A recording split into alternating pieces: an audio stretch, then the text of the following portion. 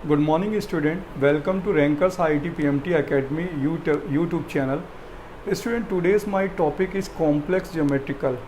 बच्चों geometrical complex में हमें जैसे क्लास 9th में आप लोग पढ़ते हैं, 10th में पढ़ते हैं कि क्वाड्रेंट क्या होता है, कोऑर्डिनेट एक्सिस क्या होता है। तो जो वो हम लोग ने फार्मूले पढ़े थे, distance formula, section formula, in centre, area of triangle, 10th class में हम उन्हीं फार्मूले को आर्गन प्लेन पर पढ़ने वाले हैं। किस प्लेन पर बच्चों? देखिए, कोऑर्डिनेट प्लेन पे तो कोऑर्डिनेट पॉइंट्स बनते हैं, लेकिन यहाँ पर ये जो कॉम्प्लेक्स नंबर है ये आर्गन प्लेन पे ड्रॉ किया जाता है। बिकॉज एक ऐसा नंबर होता है कॉम्प्लेक्स नंबर पे जिस पे आयोटा लगा होता है और वो इमेजिनरी नंबर होता है, और इमेजिनरी नंबर जो होता है वो रियल एक्सेस पे बना ही नहीं सकते, इसलिए हम उसे आर्गन प्लेन पे ड्रॉ करते हैं। तो बच्चों हम लेट करते हैं सबसे पहले कि let a complex number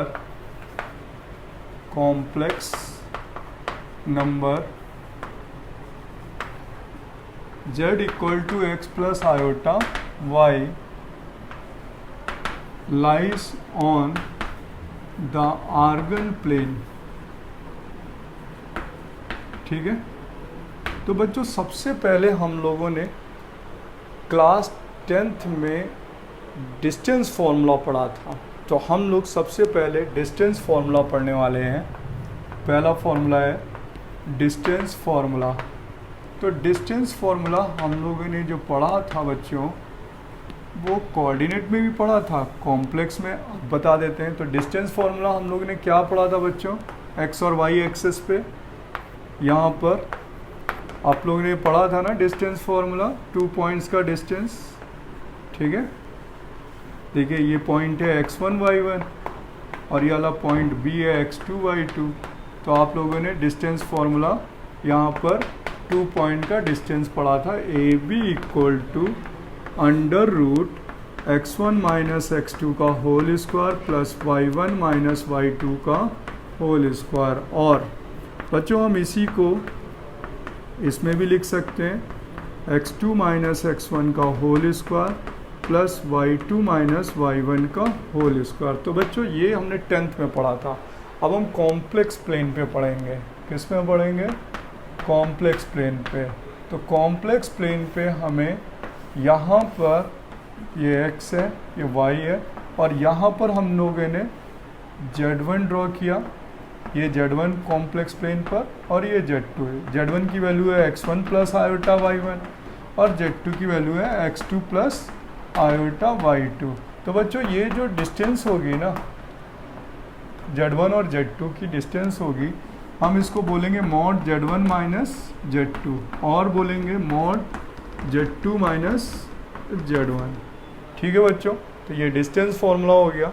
तो यहाँ पर d इक्वल टू लिख सकते हैं बच्चों, अगर हम वैल्यू पुट करें तो x1 plus iota y1 minus iota x2 plus iota y2। तो हम यहाँ पर क्या वैल्यू निकाल रहे हैं? यहाँ आ जाएगा x1। ठीक है, और बच्चों यहाँ पर माइनस लगाए, x1 और x2 प्लस आयोटा कॉमन ले लें, देन y1 माइनस y2। तो इसका बच्चों कितना आ जाएगा? Under root x1 minus x2 का whole square plus y1 minus y2 का होल स्क्वायर। तो देखिए ये फॉर्मूला और ये फॉर्मूला सेम हो गया। अब देखिए ये फार्मूला और ये फार्मूला सेम हो गया, और यहाँ से करेंगे तो x2 minus x1 y2 minus y1 का होल स्क्वायर आ जाएगा। तो ये बच्चे कॉम्प्लेक्स प्लेन पे करना है, क्योंकि एक नंबर इमेजिनरी है जो डिफाइंड नहीं है। ठीक है, इमेजिनरी नंबर यानी आर्गन प्लेन पे ड्रॉ करना है। तो अब इसी तरीके से डिस्टेंस फार्मूला, फिर हम लोग उसके बाद बच्चों पढ़ते थे सेक्शन फार्मूला। तो सेक्शन फार्मूला सेकेंड नंबर पर जो हम फार्मूला पढ़ते हैं,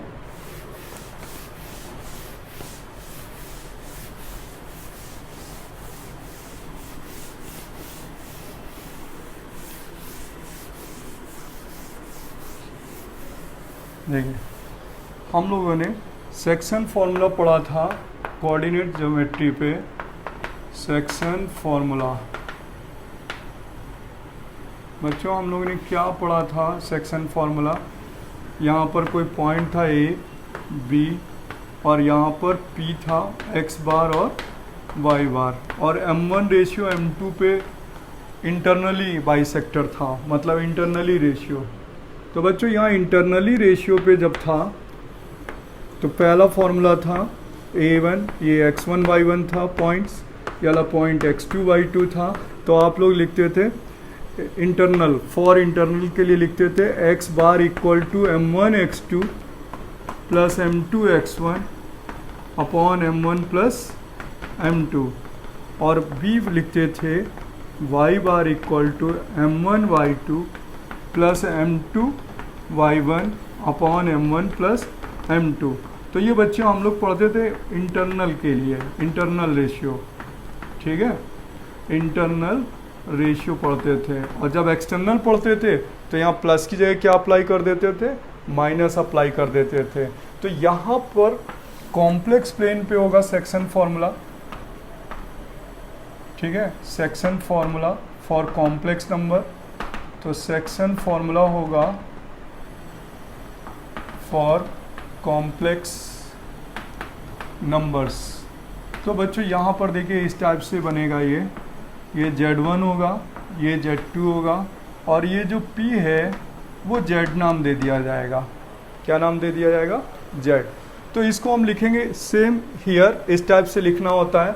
तो हम लिखेंगे Z इक्वल टू M1, देखिए ये M1 है और ये M2 है। तो लिखेंगे M1 Z2 plus M2 Z1 upon M1 plus M2, ठीक है बच्चों। अगर हम इसका लोकस निकालना चाहें तो पता है इसी में ये दोनों पॉइंट्स लिखे हुए हैं, इसी के अंदर ये वाला पॉइंट्स भी और ये वाला भी है। देखिए कैसे, Z की वैल्यू क्या हुई x प्लस आयोटा वाई, और यहाँ M1 Z2 की वैल्यू क्या होगी x2 प्लस आयोटा y2, और प्लस M2 यहाँ इसकी वैल्यू क्या होगी x1 plus iota y1 upon M1 plus M2। अगर हम इस वाले फॉर्मूले से प्रूव करना चाहें तो ये भी प्रूव हो जाएगा बच्चों। किस तरीके से, इसको पहले मल्टीप्लाई कर लीजिए, फिर रियल पार्ट रियल के इक्वल कर दीजिए और इमेजरी पार्ट इमेजरी के इक्वल कर दीजिए। देखिए M1 x2 M2 x1 real है, देखिए आ गया, ये वाला पार्ट आ गया। इसी तरीके से इमेजरी वाला पार्ट अलग कर लीजिए और इसके इक्वल कर दीजिए, देखिए ये वाला भी आ गया। तो बच्चों यहाँ पर इसके 2 केसेस होते थे, एक होता था इंटरनल रेशियो प्लस लगा देते थे, और एक्सटर्नल रेशियो पे यहाँ पे क्या अप्लाई कर देंगे माइनस। तो इसमें भी क्या हो जाएगा माइनस। फॉर एक्सटर्नल हम कौन सा साइन यूज़ करते हैं बच्चों दोनों पे, फॉर एक्सटर्नल रेशियो के लिए हम लोगों को प्लस की जगह पे क्या लगाना होता है, पॉजिटिव जो साइन है वो किस में चेंज हो जाता है, निगेटिव पे, ठीक है। अब इसके बाद फिर पढ़ते थे हम लोग मिड पॉइंट फॉर्मूला, ठीक है, 10th क्लास के अकॉर्डिंग हम लोग पढ़ते थे मिड पॉइंट फार्मूला। तो जब बच्चों मिड पॉइंट कैसे लिखते थे, C mid point in coordinate geometry, mid point formula हम लोग को लिखना पड़ता था। देखिए मिड पॉइंट, यहाँ पर मिड पॉइंट का केस होता था कि ये ए पॉइंट है x1 y1 और बी पॉइंट है x2 y2, और यहाँ पर मिड पॉइंट है x, y या x bar and y bar. तो हम लोग लिखते थे x bar equal to x1 plus x2 upon 2, और y बार इक्वल टू लिखते थे y1 प्लस y2 अपॉन 2। ये बच्चों मिड पॉइंट का फॉर्मूला होता था। इस केस में m1 इक्वल टू क्या होता था, m2 सेक्शन फॉर्मूले पे। तो बच्चों यहाँ पर कॉम्प्लेक्स में इसे कैसे ड्रॉ किया जाएगा, देखिए कॉम्प्लेक्स में मिड पॉइंट होता है, कॉम्प्लेक्स में मिड पॉइंट का फॉर्मूला होता है। देखिए ये Z1 है, ये Z2 है और ये Z है जो मिड पॉइंट पे लाइज कर रहा है। तो यहाँ लिख देंगे Z equal to Z1 plus Z2 upon 2।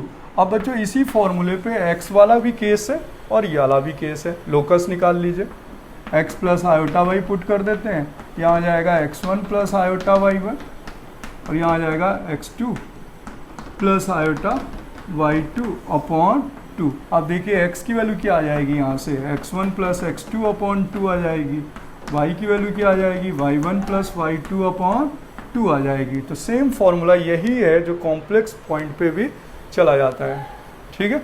अब नेक्स्ट आता है बच्चों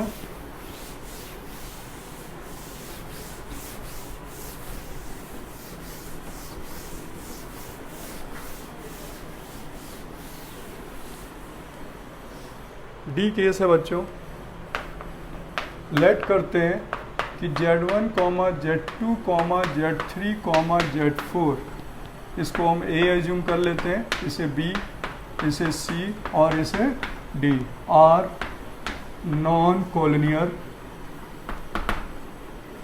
कॉम्प्लेक्स नंबर। ठीक है, ये बच्चों Z1, Z2, Z3, Z4 और नॉन कोलिनियर कॉम्प्लेक्स पॉइंट्स दे रखे हैं। ठीक है, तो सबसे पहला होता है, पहला पॉइंट होता है बच्चों, इस टाइप से हम बना लेते हैं फॉर पैरेललोग्राम। ठीक है, फॉर पैरेललोग्राम। तो फॉर पैरेललोग्राम की कंडीशन बच्चों क्या होगी, देखिए इस टाइप से होगा, कोई भी पैरेललोग्राम ले लेते हैं, इस टाइप से कंडीशन ले लेते हैं ए बी सी और डी। तो इसका नाम Z1 है, इसका पॉइंट Z2 है, इसका Z3 है और इसका Z4 है। तो इसमें बच्चों कंडीशन मिलने वाली है, देखिए पैरेललोग्राम पे क्या कंडीशन मिलने वाली है पैरेलल के केस के लिए। एक तो हमें यहाँ मिड पॉइंट दिखेगा और इससे हमें मिलेगा Z1 plus Z3 upon 2, Z1 plus Z3 upon 2, और इससे भी यही मिड पॉइंट मिलने वाला है Z2 प्लस Z4 अपॉन 2। तो 2 से 2 कट जाएगा और कंडीशन आ जाएगी Z1 plus Z3 equal to Z2 plus Z4। अगर ये क्वेश्चन पे दे रखा है तो इसका मतलब है ये क्या है, पैरेललोग्राम है। ठीक है बच्चों, फिर पैरेललोग्राम के बाद आता है बच्चों रोमस। ठीक है, सेकंड केस होता है रोमस।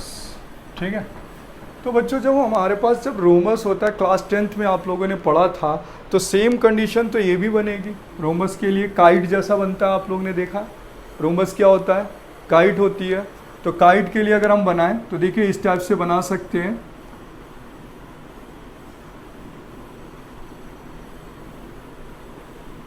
ठीक है,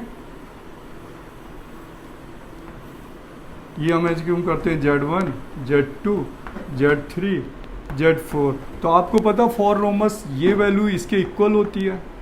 ठीक है, और ये मिड पॉइंट कॉमन होते हैं। तो यहाँ पर एक तो केस बनेगा मिड पॉइंट का, यहाँ मिड पॉइंट का केस ले लेते हैं। तो एक कंडीशन तो बच्चों रोमस में ये दिख रही है कि mod Z1 minus Z2 equal to mod Z1 minus Z4। और एक अगर हम मिड पॉइंट का केस लगा लें तो Z1 प्लस Z3 एंड दूसरा केस बन रहा है Z1 plus Z3 upon 2 equal to Z2 plus Z4 upon 2। ठीक है, 2 से 2 कट जाएगा तो ये सेम केस भी आ जाएगा रोमस के लिए। ठीक है, अब रोमस के बाद बच्चों आता है स्क्वायर का केस। ठीक है, देखिए थर्ड केस है स्क्वायर।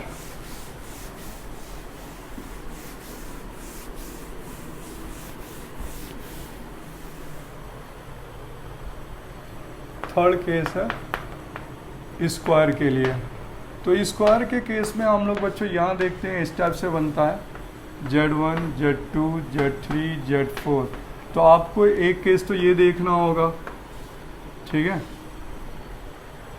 है ना, यानी मिड पॉइंट कॉमन। ऐसे यहाँ पर एक तो मिड पॉइंट देखना होगा इस तरीके से Z1 plus Z3 upon 2 equal to Z2 plus Z4 upon 2। 2 से 2 कट जाएगा, ये बन जाएगा एक केस। दूसरा केस बनेगा कि ऑल साइड्स आर इक्वल होना चाहिए, यानी A B B C equal to C D equal to क्या होना चाहिए, डी बी।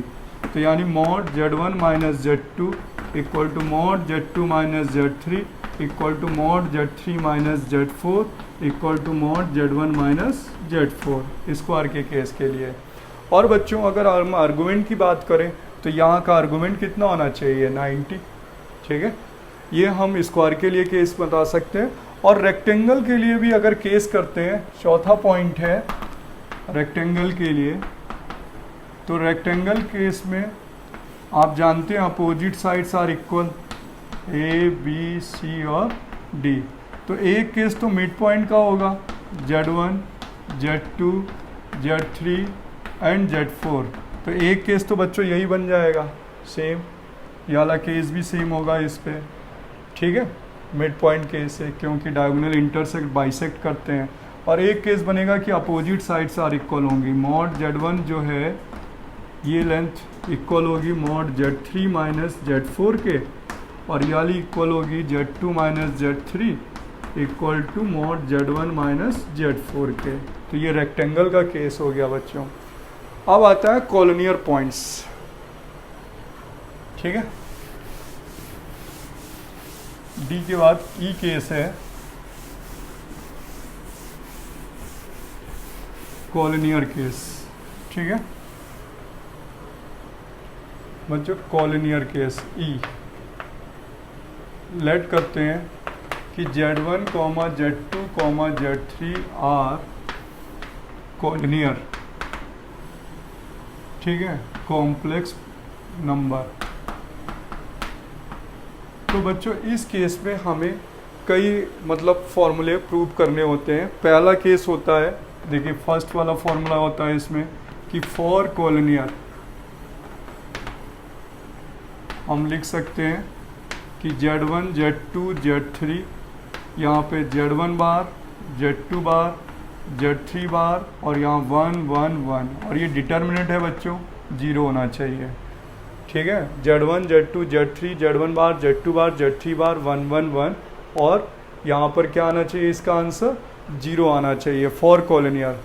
दूसरा पॉइंट होता है बच्चों कि अगर हम इसे इस तरीके से बना लें, एक लाइन पे बना लेते हैं, यहाँ Z1 है, यहाँ Z2 है और यहाँ Z3 है, तो इसमें हम लिख सकते हैं बच्चों कि आर्गुमेंट जो Z2 माइनस Z1 का है वो of argument of Z3 minus Z1 के इक्वल होगा, या ये दूसरी फॉर्म है कि argument of Z2 minus Z1 और आर्गुमेंट Z3 माइनस Z1 क्या होगा, इक्वल होगा, ठीक है।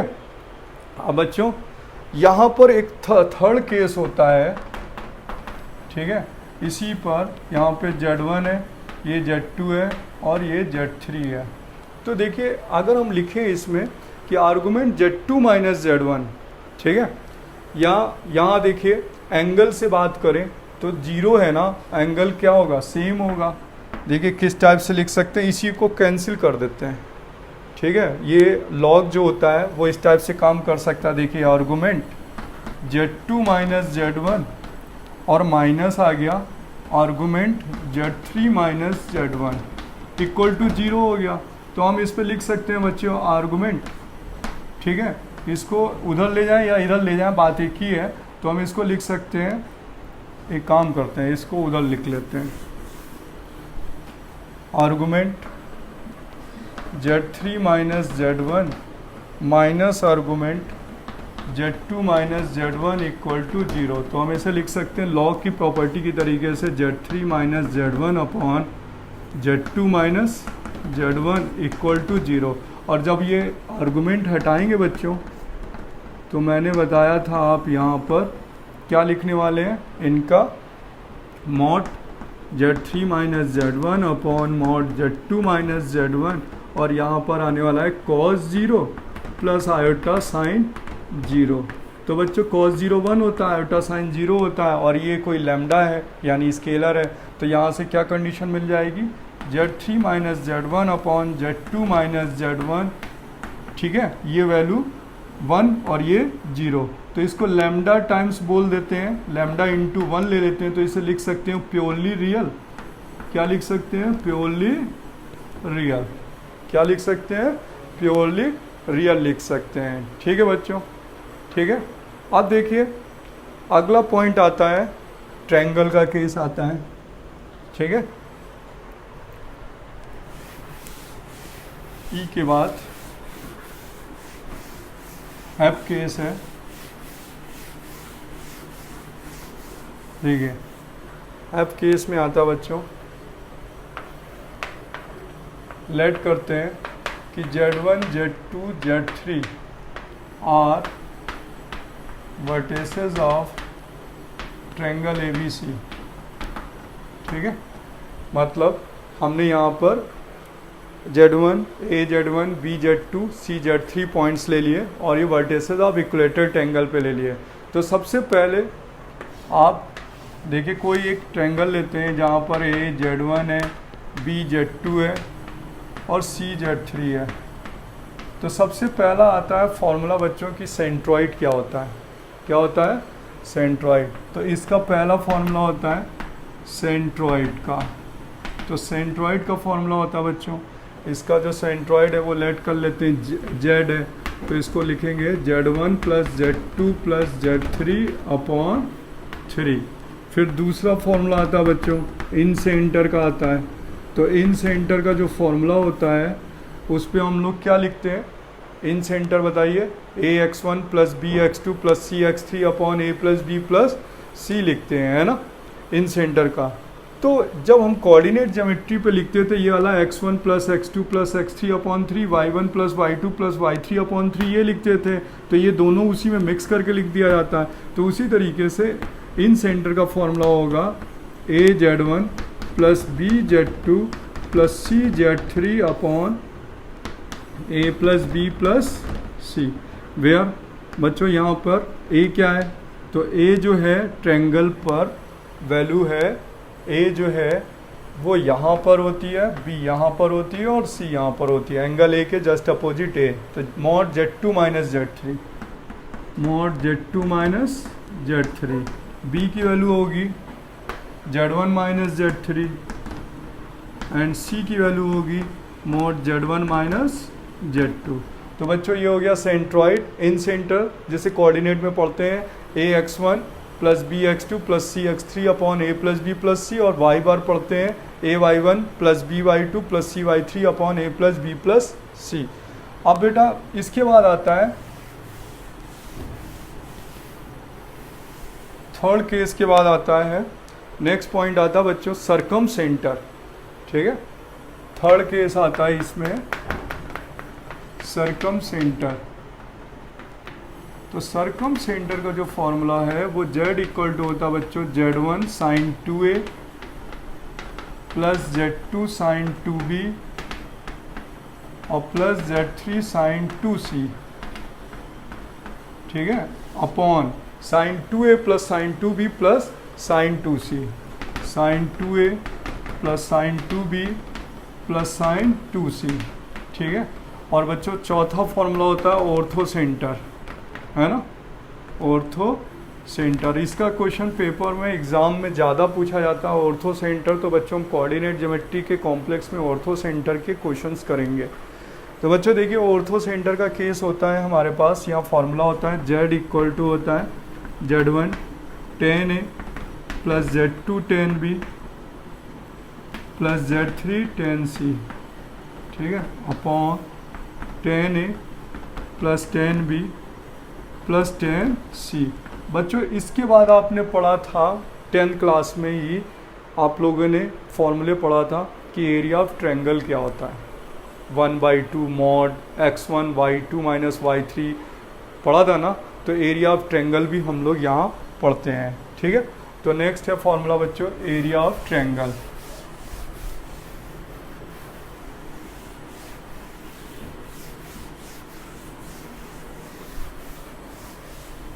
देखिए, ठीक है, लेट कर लेते हैं Z1 Z2 Z3 are vertices of triangle ABC। तो बच्चों देखिए आपने यहाँ पर फॉर्मूला पढ़ा था ABC 10 क्लास में, ये x1 y1 लेट करे थे, x2 y2 और यहाँ पर x3 y3।